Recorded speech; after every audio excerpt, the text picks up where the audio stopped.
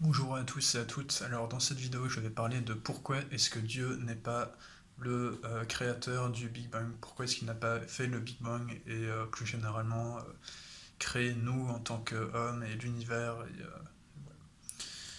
Alors, je vais répondre par deux approches. D'abord plus l'aspect physique et historique de comment est-ce qu'on comprend l'univers et comment est-ce qu'on a pu comprendre ce que l'on appelle le Big Bang, qui est en fait assez différent que ce que l'on entend par le Big Bang, et puis après, plus d'un point de vue philosophique, donc en regardant les différentes définitions de l'origine, et puis faire un lien entre les deux. Alors, d'abord, je vais parler de l'aspect historique et physique. Alors, pour faire un retour en arrière, dans les années 1920, il y avait le télescope Hubble qui a pris des photos de ce qu'il voyait dans le cosmos. Et il voyait que en fait, les galaxies s'éloignaient entre elles. Et au plus elles s'éloignaient, au plus elles s'éloignaient plus rapidement. Donc c'est ça qui a permis de dire que l'univers était en expansion. En parallèle, il y avait Einstein qui travaillait sur sa fameuse théorie de relativité. Et en fait, ces équations collaient très bien avec les observations. Donc voilà, c'était très bien. Et donc, en fait, on a essayé de retourner le fil à l'envers pour savoir qu'est-ce qui s'est passé quand on inverse le temps. Donc, quand le temps, pour essayer de trouver le temps zéro où tout a commencé. Et logiquement, si des galaxies et tout se dilataient avec le temps qui s'écoule, inversement, quand le temps se passait dans la direction opposée, tout se rapprochait pour au final penser que tout avait commencé dans un point précis qu'on appelle le Big Bang. Et le Big Bang, c'est en fait ce qu'on appelle la singularité, c'est quand tout est infini, les pressions, les températures, et c'est ça qui crée une explosion qui fait que l'on pense que l'univers serait dû à ce fameux Big Bang. Sauf que, en fait, quand on utilise les équations d'Einstein qui décrivent la relativité, donc pour décrire brièvement la relativité, en fait, ça serait une façon d'unir l'espace et le temps.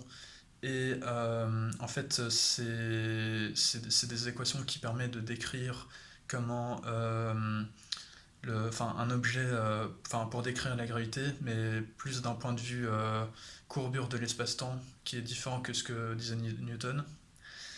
Et en fait, on s'est rendu compte que quand on veut se rapprocher au maximum du fameux Big Bang, donc c'est avant la constante de Planck, qui est de 6,63 x 10 - 13 secondes, et en fait ces équations ne marchent pas. Pourquoi? Parce que la température et la pression sont trop fortes.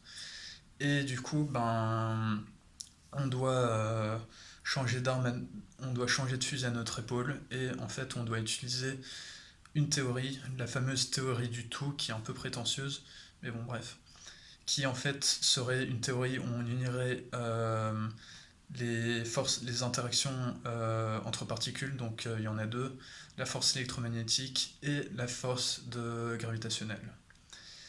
Et en fait, ça a été fait et ça a été réalisé. Et ça donnait certaines théories, comme par exemple la théorie des cordes. Alors la théorie des cordes est une théorie qui, on ne sait pas si elle marche, mais si c'est le cas, en fait, une des grosses différences qu'elle a avec la théorie du Big Bang qu'on nous a présentée dans les années 50, c'est que en fait la température atteint un socle maximal et ne serait pas infinie comme on pensait. Et en fait, ça voudrait dire qu'il n'y a pas de singularité, ou alors que s'il y en a une, elle n'est pas au moment où on pensait, mais qu'elle est à un autre moment. Donc la singularité, c'est quand les températures et pressions sont infinies, et c'est ça qui crée comme tout est tellement infini, et c'est ça qui crée le Big Bang, parce que ça peut pas rester en place tellement il y a autant de matière, de densité dans un si faible portion si faible espace. Et donc cette singularité, comme la température il y a une température maximale, il n'y a pas de singularité. Comme il n'y a pas de singularité, ben, il n'y a pas en fait vraiment ce qu'on appelle le Big Bang, qui serait une explosion supermassive due à un excès de matière. Et ben, du coup, c'est ça qui fait que, fait, parce que les trois religions monothéistes, enfin surtout le judaïsme, mais bon bref, considèrent que Dieu serait un être infini et ça serait le créateur. Et en fait, on place souvent le terme créateur, Dieu, en fait, au moment du Big Bang. Mais en fait, le Big Bang ne serait pas vraiment ce qu'on pense, parce que ça serait pas un moment précis où, où ben, en fait, tout aurait commencé. Mais ça serait peut-être, en fait, euh, une contraction de l'univers qui se serait passée.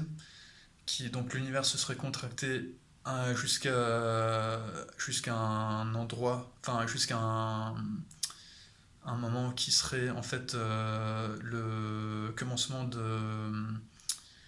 enfin pas de la singularité, mais ce que dit la théorie des cordes, que la température peut atteindre un plateau, et quand elle aurait atteint ce plateau, et ben tout se dilaterait, et ça serait plus ça qui serait le Big Bang. Mais en fait, le temps zéro, ça serait pas au moment où l'univers se dilaterait, parce que avant ça, il y aurait déjà eu une contraction, et ben du coup, le temps zéro, il n'y en aurait pas vraiment, ou alors il se serait passé nettement avant, parce que en fait, le temps zéro, ben, il y en a pas, en fait, c'est pas au moment où Big Bang, c'est pas ce qu'on penserait. Et ben du coup, ça exclut un peu la possibilité de dire, hop, c'est Dieu qui a créé le Big Bang. Enfin, le Big Bang, c'est Dieu, parce qu'en fait, avant ça, ben, il y avait déjà quelque chose, il y avait déjà un univers qui se serait contracté.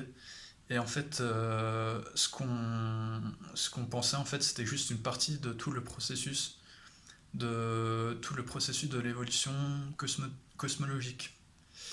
Voilà. Et en fait, la définition plus en philosophie qui va compléter tout ça. Donc d'abord, je vais donner une définition de l'origine plus d'un point de vue grammatical. C'est une singularité qui est temporalisée. Donc c'est tout ce qui est relatif à la création, la formation, la genèse, la fondation, d'après le Robert. Maintenant, en philosophie, c'est un peu différent. Il y a deux définitions. La première, ce serait que l'origine est la source dynamique de la totalité de ce qui existe, et ce serait une cause antérieure de tout ce qui a suivi. Donc en fait, euh, voilà, c'est une cause première qui est elle-même née d'une autre cause, et donc c'est la toute première cause qui est chronologiquement, c'est la première créatrice. Euh, voilà, donc en fait, ça serait plus du coup un univers contingent, donc ça voudrait dire que peu importe ce qui a créé l'univers, en fait, il aurait une forme qui serait indépendante de l'univers, et du coup, il pourrait décider de si il voudrait créer ou pas l'univers. Et dans le cas où ça serait le cas, ben, il aurait décidé de créer cet univers. Donc ça serait un être qui serait séparé de l'univers. Et d'où il viendrait, ben, ça on ne sait pas. Mais ça serait plus l'aspect religieux qui marcherait. On pourrait en effet placer le terme Dieu sur sur cet être qui serait en fait contingent, Et voilà. Et donc la deuxième définition, c'est ce n'est plus la cause historiquement première, mais c'est le fondement logiquement premier de tout ce qui existe. Donc c'est un être particulier qui est immanent, qui peut se projeter hors de soi pour s'incarner et devenir autre chose que lui-même. Donc euh, c'est plus sur cet argument que se base sur la cosmologie que en fait il n'y aurait pas une que en fait on se base pas sur un truc qui est premier, mais sur un fondement qui serait lui-même, qui découlerait d'un autre fondement. Et en fait, ben, c'est plus par opposition à la première définition qu'on pourrait exclure la possibilité que ce soit un dieu, en fait, qui serait responsable de la création de l'univers. Par exemple, pour illustrer un peu ça, j'ai trouvé un exemple. En fait, aux alentours du 19e siècle, les gens se posaient la question de d'où vient le langage. Et d'où vient le langage, enfin, qu'est-ce qui a fait qu'il y ait 6000 langues aujourd'hui. Et ben, il y a eu deux approches pour répondre à cette question. La première, ce serait qu'il y aurait une langue qui aurait, ben, qui aurait fait que toutes les autres langues auraient dérivé de cette langue. Donc ce serait une langue précurseure. Enfin, toutes les autres langues auraient dérivé de cette langue en changeant de fil en aiguille certains mots, etc. Et la deuxième, ce serait plus que chaque langue, les langues seraient plus indépendantes des unes des autres et qu'elles seraient nées en fait plus par conséquence de l'environnement à la fois géographique, culturel, social, etc. Donc par exemple qu'une tribu par exemple en Afrique, ils communiqueraient d'abord par des cris qui après ces cris évolueraient en des mots qu'ils trouveraient en commun. Puis après ces mots de fil en aiguille donneraient une sorte de langue. Et ben une autre tribu par exemple je sais pas en Australie disons, ben ils auraient eu d'autres façons de communiquer au tout début qui auraient fait que ceux qu'ils utilisaient pour communiquer auraient évolué dans une autre langue. Mais en fait, c'est des conditions qui seront plus indépendantes des unes des autres, comme avec la deuxième définition de l'origine, donc la définition philosophique. Et ben, tout ça pour dire que, en fait, si on suit ce raisonnement, en fait, comme on dit, le Big Bang, on pense souvent que c'est un moment précis où tout aurait commencé. Et ben en fait, là j'essaie de montrer que, en fait, ce serait pas un moment précis où tout aurait commencé, mais en fait, ce serait, ben il y aurait peut-être pas de moment, il y aurait pas de T0, il y en aurait pas, donc en fait, l'univers il aurait sûrement toujours existé.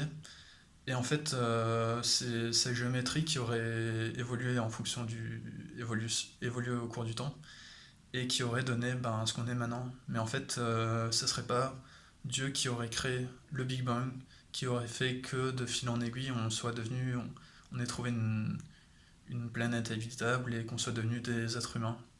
Mais en fait, qu'en fait l'univers ait toujours été là, sous une autre forme, qu'il se soit contracté, ou ça on sait pas trop comment est-ce que ce qui s'est passé entre guillemets avant le Big Bang. Mais enfin, là je me contredis en fait, parce que il n'y a pas de T0 de Big Bang. Ce qui s'est passé avant l'extension cosmique plutôt, ça c'est une autre histoire. Mais en tout cas, ce qui est sûr, c'est que, ou quasi sûr, c'est que il n'y a pas eu de singularité, il n'y a pas eu de moment T0 où les températures pression étaient infinies, et du coup, c'est là que tout aurait commencé. Mais que le point zéro, soit il n'y en a pas, soit s'il y en a un, il s'est passé clairement avant l'expansion cosmique, ce qu'on appelle le Big Bang, mais qui n'est pas en fait un Big Bang. Parce que les choses existaient déjà avant. Et voilà. Donc tout ça pour dire que Dieu n'existe sûrement pas. Ou alors que s'il existe, ben en fait, il a une forme complètement différente de ce qu'on pense. Ce serait pas le créateur, ce serait pas le fondateur, parce que tout simplement, l'univers existait déjà avant lui, et que en fait, voilà, en fait, la religion a sûrement été créée par les hommes pour plus avoir des codes de conduite en société, des bons codes, mais en fait, ce sont juste des histoires qui ont été inventées et qui se sont sûrement pas passées dans la vraie vie, et que, ben, voilà, Dieu n'est pas le Graal, le Tout-Puissant qu'on pense qu'il est. Allez, ça m'a fait plaisir, à bientôt.